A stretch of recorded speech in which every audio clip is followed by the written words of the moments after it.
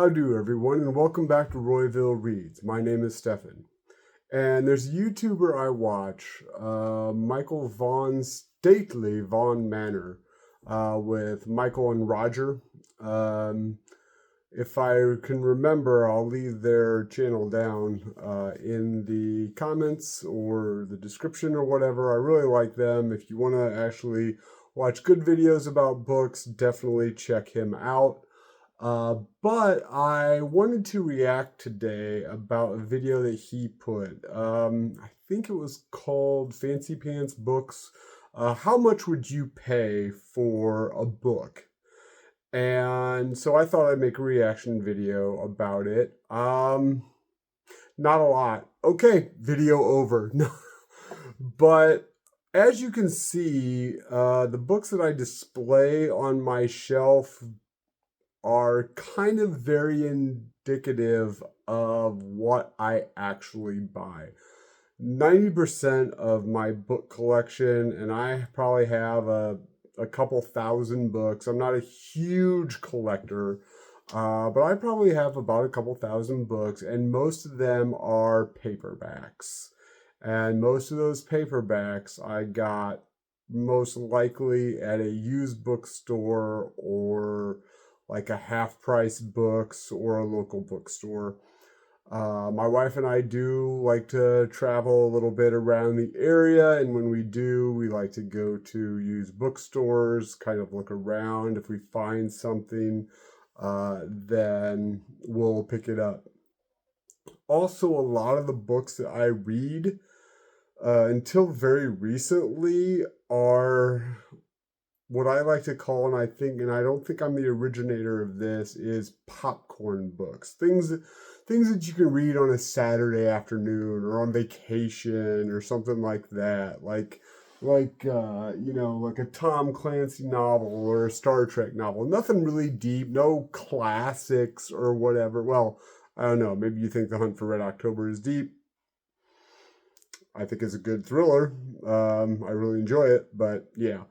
But mostly like tie-in fiction like Star Trek or fantasy books or something like that.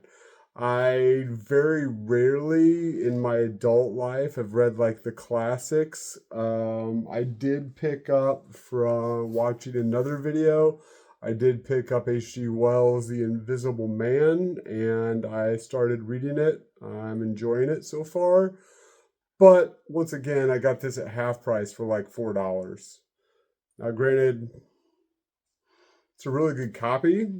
I think for being a paperback novel that was published in the 60s, I think this book is from. So, yeah. Now, that doesn't mean that I won't spend more for a book. Like, for example, I am a fan of Wizard of Oz. So when Barnes and Noble, maybe Barnes and Noble, when Barnes and Noble had this like collection of all of the books, I picked it up, but once again, they were $8 a piece. And I mean, they're very nice editions. I like them. They're pretty simplistic though. They're not like, but I mean, I think they're really good, but they're not like those very, I guess, hoity-toity fancy pants, from what, Michael Vaughn said. Book collections, they're not, there's not, because I think Barnes & Noble does have like the classics edition where they're like painted and the interiors are really nice. This is just matte green. But yeah, no. So I will, if I really like it, I'll try to get a nicer book. But for me, mostly any old paperback will do. You can see here I got most likely from Barnes & Noble, the first books of John Carter of Mars. I also have Tarzan, the first books of that, because I really like Tarzan.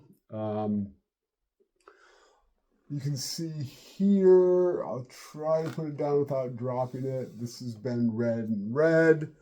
Conan the Cimmerian. I am a big fan of Robert E. Howard, so I have bought most of, at least the ones I could find, these big Del Rey editions, and I bought them new. This one's $15, so more than a paperback, but I also bought like these smaller Robert E. Howard books. It's, to me, the reason that I buy mass market paperbacks is just ease of carrying and ease of use. For me, yes, this is a really good way to read it. I have all 3 editions of the Conan, so I can read all of Robert E. Howard's Conan. Can't read the pastiche stuff, but I never really got into that, unless it was comic books. I'm a huge collector of Conan comic books. But like for me, reading it like this is all fine and good when I'm at home, but when I'm on the road, you know, granted, saying that, I don't have a lot of Conan novels in novel form. Most of it is his other characters. But, you know, if I want to read Solomon Kane, which I have the version of this for Solomon Kane, I'll probably figure out, where's Solomon Kane yet? There we go. I'll probably just pick up this Solomon Kane book and take it with me and read it because it's just easier to read. So usually I don't buy big, expensive books because I'm a reader and it's just easier to bring a mass market paperback book with me somewhere. That being said, if I couldn't find it in mass market, I would probably get a bigger book. I do also am upset that mass market books are going away, and a lot of books are going to like this size format. I don't know. I mean, people say that it is because these are more durable. I don't know. The curmudgeon in me just says that they can charge $20 for this as opposed to $8 for kind of the same thing in a mass market, but I don't know, that's just me. So this kind of defeats the purpose when I could just throw something like this in a bag or what and take it with me. I would say probably the most expensive books that I get are comic book related. I had up here on my shelf for a while an omnibus for Superman. Those are $150 a piece. So those are expensive. I do like to collect those. A lot of the time I'm collecting, I think Michael Vaughn collects them as well. Epic collections for Marvel Comics and DC Finest for DC. I'm trying to collect a bunch of those. Those are about $50 a piece. Ironically enough, the ones with the books with the pictures are more expensive than the ones that I read here, like on my shelf, the actual books. That being said, so that's kind of my response video for Michael Vaughn's How Much Would You Pay?